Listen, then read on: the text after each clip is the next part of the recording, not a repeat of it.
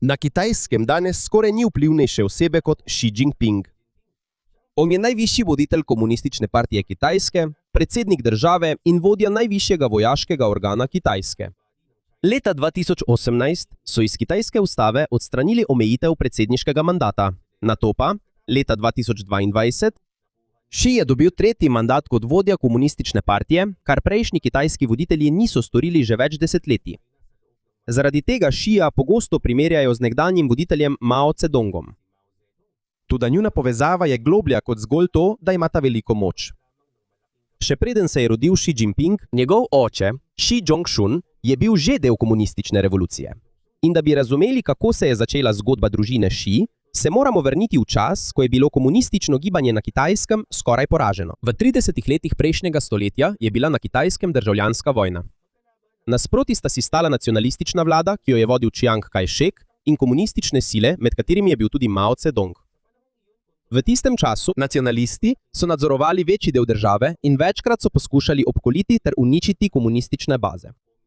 Ena najpomembnejših komunističnih baz je bila takrat v Jiangxiu na jugovzhodu Kitajske. Leta 1934 jo je obkolila močnejša nacionalistična vojska. Komunisti so jim začeli primanjkovati hrane in zalog. Če bi ostali tam, bi bila velika verjetnost, da bi bili popolnoma poraženi. Zato so 16. oktobra 1934 se je velik del Rdeče armade začel umikati. Več kot 85.000 vojakov, skupaj z drugim komunističnim osebjem, je pobegnilo iz obroča nacionalističnih sil. Ta umik je postal začetek tedištva dolgega pohoda. To ni bilo preprosto premikanje iz enega kraja na drugega. Medtem ko je Rdeča armada hodila po zelo dolgi poti, so jih nacionalistične sile še vedno lovile in napadale. Prečkali so gore, reke, mrzle kraje in težek teren. Veliko vojakov je umrlo, zbolelo, se izgubilo ali dokončno zapustilo skupino. Na začetku dolgega pohoda Mao še ni bil glavni za vojaško strategijo. Takrat je izgubil velik del svojega vpliva, saj drugi komunistični voditelji niso upoštevali njegovih priljubljenih gverilskih taktik. To je način bojevanja, ki uporablja hitre napade, izogibanje neposrednim velikim bitkam in izkoriščanje terena, da se sovražniku oteži položaj. Toda, ko se je položaj Rdeče armade slabšal, je položaj Maoja ponovno okrepil. Januarja 1935 se je na pomembnem srečanju komunističnih voditeljev v Zuniju vrnil kot eden glavnih vojaških in političnih voditeljev skupine. Spremenil je gibanje vojske in se, kolikor je mogoče, izogibal območjem, kjer bi jih nacionalisti lažje prestregli. Smer njihovega potovanja se je postopoma spreminjala. Njihov cilj je bil priti na sever. V del province Shaanxi, kjer so že bile druge komunistične sile in revolucionarne baze. In tukaj pride v igro ime očeta Xi Jinpinga. Xi Zhongxu je bil eden izmed mladih komunističnih revolucionarjev, ki so pomagali vzpostaviti komunistično bazo v regiji Shaanxi in Gansu. Leta 1934 postal je del vodstva revolucionarne vlade na tem območju.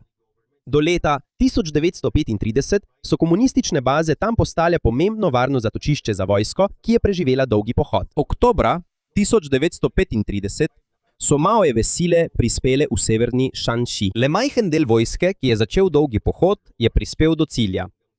Toda komunistično gibanje je preživelo in, kar je še pomembneje, Mao je iz krize izšel kot še močnejši voditelj. Za družino Xi je bilo dogajanje v Shaanxiju izjemno pomembno. Oče Xi Jinpinga je bil del revolucionarne generacije, ki je pomagala ustvariti kraj, kjer so se komunistične sile znova utrdile. In tukaj smo. Po dolgem pohodu položaj Mao Zedonga v komunistični partiji se je hitro okrepil. Ker je glavna sila Rdeče armade preživela skoraj gotovo uničenje, se je zaupanje v njegovo vodstvo povečalo. V naslednjih letih postopoma je prevzel nadzor nad politično stranko in vojsko, dokler ni postal glavni vodja komunističnega gibanja na Kitajskem. Pomembno je razumeti, kako deluje moč v komunistični partiji, ker je velik del tega tudi zgodba Xi Jinpinga. Pojasniti bom počasi, da boš razumel. Obstaja velik centralni komite, ki ga sestavlja veliko visokih partijskih uradnikov. Iz tega telesa izberejo manjšo skupino, imenovano politbiro. Znotraj politbiroja pa obstaja še manjša in še močnejša skupina, imenovana Stalni odbor politbiroja. In ti so med najvišjimi voditelji Kitajske. Oni razpravljajo o najpomembnejših odločitvah države. Preprosto povedano, komunistična partija določa glavno smer Kitajske. vladne agencije pa izvajajo te odločitve. In zdaj, ko je Mao pridobival moč, je še dodatno okrepil svoj vpliv v partiji. Leta 1945 komunistična partija uradno postavila tako imenovano Mao Cedongovo misel kot glavno vodilo partije. Zaradi tega Mao ni bil le politični voditelj. Njegove ideje so same postale središče usmeritve komunističnega gibanja. Po 4 letih so komunistične sile zmagale v večjem delu kitajske državljanske vojne. 1. oktobra 1949 Mao je razglasil ustanovitev Ljudske republike Kitajske. Nacionalistična vlada pod vodstvom Čang Kajšeka se je umaknila na Tajvan. Skupaj z vzpostavitvijo nove vlade, veliko veteranov komunistične revolucije je dobilo pomembne položaje. Med njimi je bil tudi oče Xi Jinpinga, Xi Zhongxun. Ker je bila njegova družina del stare revolucionarne elite, Xi Jinping je odraščal kot eden od otrok takšnih vplivnih revolucionarnih družin, ki so jih kasneje poznali kot princelings. Toda pod vodstvom Ma, bližina partiji ni bila zagotovilo za varnost. Leta 1962 je oče Xi Jinpinga padel s položaja, potem ko so ga obtožili v politični aferi. Odstranjen je bil z visokega položaja in je dolgo časa prestajal preiskavo ter bil izločen iz običajnega političnega življenja. Po nekaj letih se je njegov položaj še poslabšal, ko se je začela kulturna revolucija. Mao je začel kulturno revolucijo leta 1966. Njen cilj je bil ponovno okrepiti revolucionarnega duha in odstraniti ljudi, za katere je menil, da se oddaljujejo od prave smeri komunizma. Toda to je privedlo do obsežnih nemirov. Učitelji, intelektualci, vladni uradniki in celo veterani komunistični voditelji so bili osramočeni. Preganjali so jih, zapirali ali mučili. Veliko vlogo so imeli rdeči gardisti, mladi podporniki Ma, ki so iskali in napadali ljudi, ki so jih imeli za sovražnike. Tudi nekateri nekdanji mogočni voditelji niso ušli. Eden izmed njih je bil Liu Xiaoqi, nekdanji predsednik Kitajske, ki so ga odstranili z oblasti in je umrl v zaporu. Tudi Xi Zhongxun je bil ponovno preganjan. Bil je izpostavljen javnemu ponižanju in dolgotrajnemu zaporu. Zaradi padca njegovega očeta je tudi družina Xi izgubila nekdanje udobno življenje. To je neposredno prizadelo tudi mladega Xi Jinpinga. Leta 1969 Xi še ni bil star 16 let, ko so ga poslali v Liangjiahe, revno podeželsko vas v provinci Shanxi. To je bil del obsežnega programa, ki je milijone mladih iz mest poslal na podeželje, da bi živeli in delali skupaj s kmeti. To je bilo zelo drugače od življenja, ki ga je bil Xi vajen v Pekingu. Živel je v preprosti jamski hiši, ki je značilna za tisti del Shanxija. Opravljal je težka kmečka dela, prenašal tovor in živel na kraju, kjer je primanjkovalo številnih osnovnih stvari, ki jih je prej imel v mestu. Skoraj 7 let je ostal v Liangjiaheju. V samo nekaj letih je iz sina visokega komunističnega uradnika Xi je postal najstnik, ki je delal na revnem podeželju, medtem ko njegov oče ni bil več na oblasti. A zgodilo se je nekaj nenavadnega. Namesto da bi se popolnoma oddaljil od komunistične partije zaradi usode svoje družine, naredil je prav nasprotno. Medtem ko je bil v Liangjiaheju, je večkrat poskušal vstopiti v komunistično partijo, dokler ga niso končno sprejeli. In ko se je končalo obdobje Maoja, stranka, ki je nekoč povzročila trpljenje njegovi družini, je postala prav tista pot, ki je Xi Jinping izkoristil, da se je postopoma povzpel do najvišje oblasti na Kitajskem. Ko je Mao Zedong umrl leta 1976, Kitajska ni potrebovala le vodjo.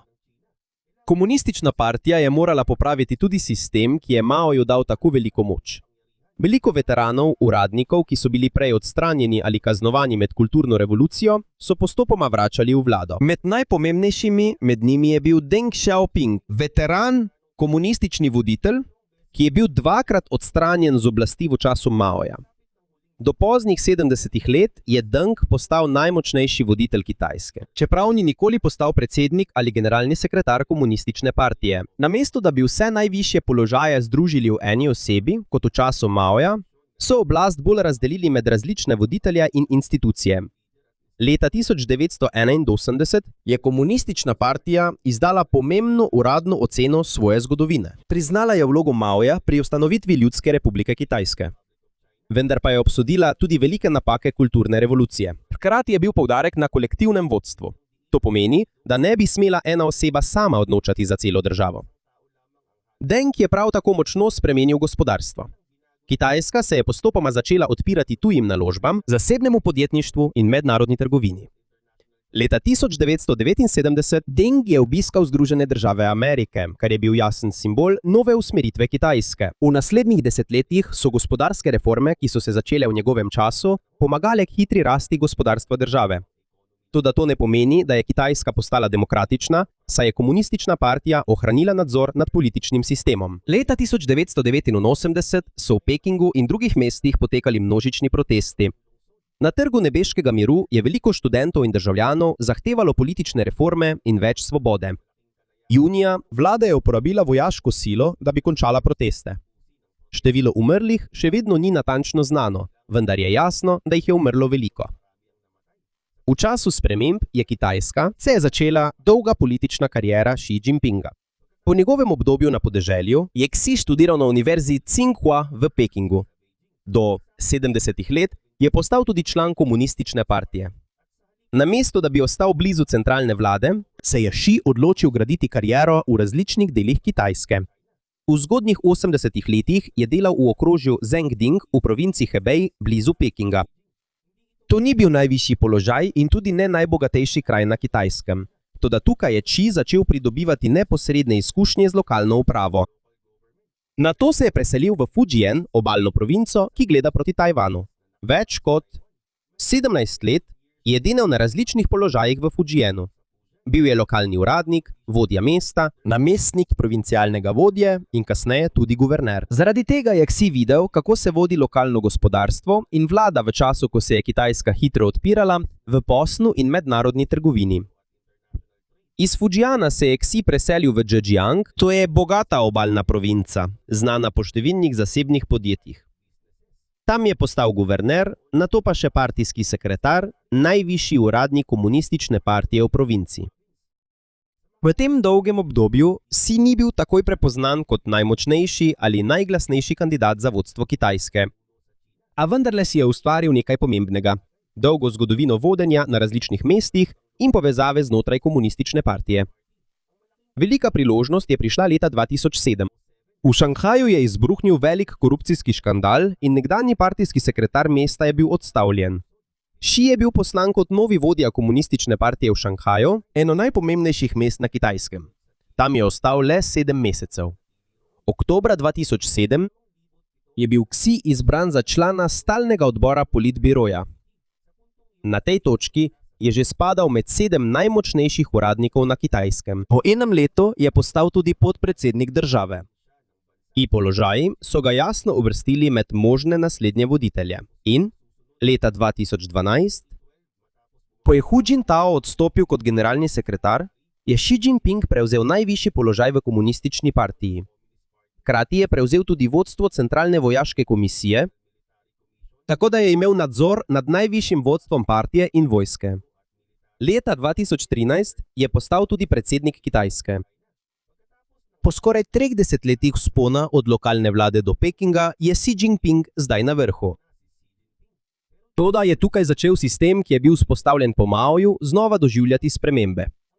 Kolektivno vodstvo, ki je bilo pomembno v času Denga in naslednjih voditeljev, je postopoma izgubljalo svoj pomen.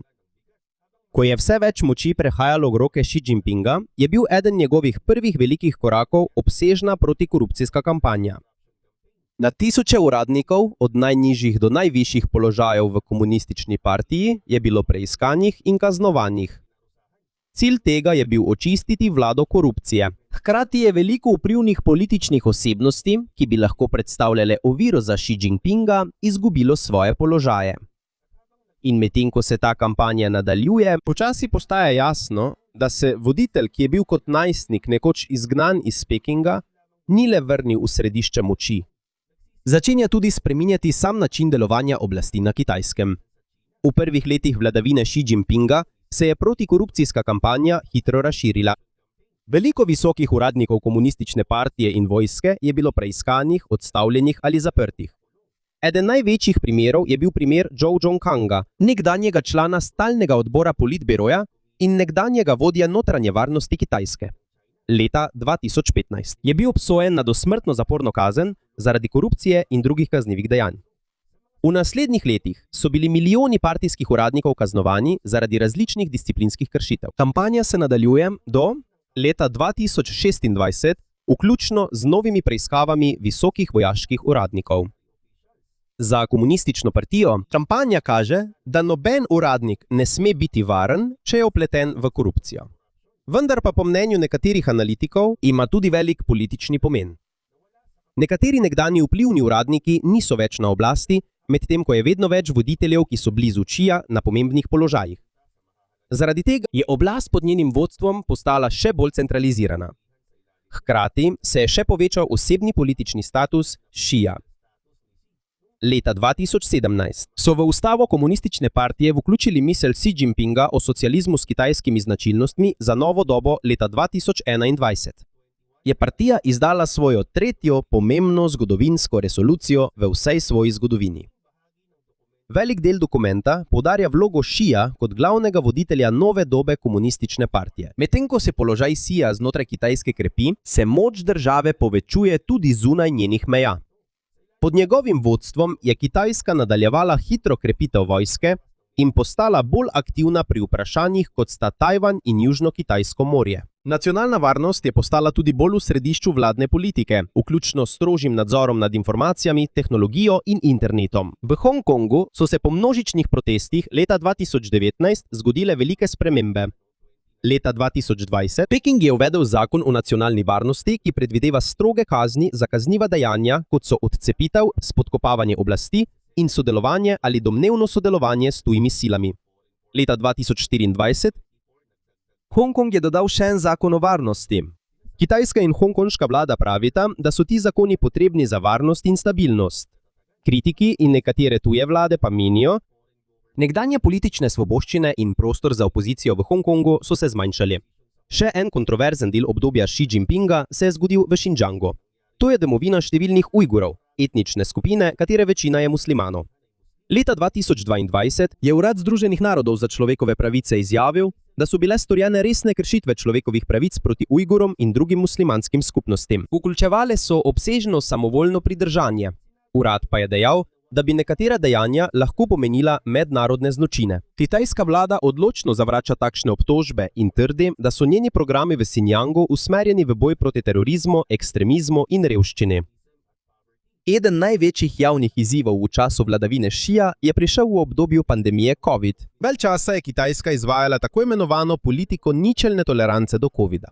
Uporabljali so zaprtja, množično testiranje in strogo karanteno za preprečevanje širjenja virusa. Proti koncu leta 2022 je to že močno vplivalo na vsakdanje življenje in gospodarstvo. Po požaru v Urumčiju v Xinjiangu, v katerem je po uradnih podatkih umrlo 10 ljudi, so v različnih mestih izbruhnili protesti. Veliko ljudi je zahtevalo konec strogih omejitev zaradi COVID-a. Na nekaterih protestih so se pojavili celo redki pozivi proti samemu Xiju in komunistični partiji. Le nekaj dni kasneje je Kitajska hitro omilila številne ključne dele sistema Zero COVID. Do decembra 2022 so končali številna zaprtja, zahteve po množičnem testiranju in druge stroge omejitve. Za spremembo je bilo več razlogov. Med njimi so bili gospodarski pritiski in priprave vlade na ponovno odprtje. Toda po poročanju Reutersa tudi množični protesti so pripomogli k hitrejši odločitvi. Še preden so se zgodili ti protesti, je Xi že dosegel še eno pomembno politično zmago. Oktobra 2022 je bil ponovno izbran za generalnega sekretarja komunistične partije za svoj tretji 5-letni mandat. Hkrati s tem predstavili so novo 7-člansko stalni odbor politbiroja, ki jo sestavljajo uradniki, za katere velja, da so blizu ali politično usklajeni s Xijem. In čiščenje na visokih položajih se potem ni ustavilo. Od leta 2023 do 2026 so bili eden za drugim preiskovani ali odstavljeni nekateri visoki vojaški uradniki in vladni funkcionarji. Leta 2026 je bil celo general Zhang Youxia, nekdanji eden najvišjih uradnikov v Centralni vojaški komisiji in dolgo časa znan kot tesen sodelavec Xija, postavljen pod preiskavo. To kaže, da vodstvo še naprej uporablja protikorupcijsko kampanjo tudi proti ljudem, ki so bili nekoč v najožjem krogu oblasti. Vendar je zdaj položaj na Kitajskem bolj zapleten kot takrat, ko je Xi prvič prevzel oblast. Njeno gospodarstvo je še vedno ogromno in država ostaja ena najmočnejših na svetu. Kljub temu pa je gospodarska rast upočasnjena v primerjavi s preteklimi desetletji, medtem ko se država sooča s težavami, kot je šibkost nepremičninskega sektorja, visoka zadolženost in šibko domače povpraševanje. Tukaj lahko vidimo, kako daleč je prišel Xi Jinping. Kot najstnik je videl, kako je njegov oče izgubil moč, njega samega pa so v času Mao Zedonga poslali na podeželje. Namesto da bi nato zapustil komunistično partijo, je uporabil isti politični sistem, da se je postopoma povzpel od lokalne oblasti do najvišjega položaja na Kitajskem. In tukaj lahko vidimo tudi največjo spremembo v sodobni politični zgodovini Kitajske. Po smrti Maoja so naslednji voditelji poskušali preprečiti preveliko koncentracijo moči v eni osebi. Pod vodstvom Xija se je velik del te moči ponovno centraliziral v rokah najvišjega voditelja. Zato zgodba Xi Jinpinga ni le zgodba enega človeka, ki se je vrnil po padcu svoje družine. To je tudi zgodba o tem, kako se je sistem vodenja na Kitajskem ponovno spremenil od obdobja, ko so po Maovi smrti poskušali razdeliti moč, do obdobja, ko smer stranke, vlada in vojska ponovno tesneje krožita okoli enega samega voditelja.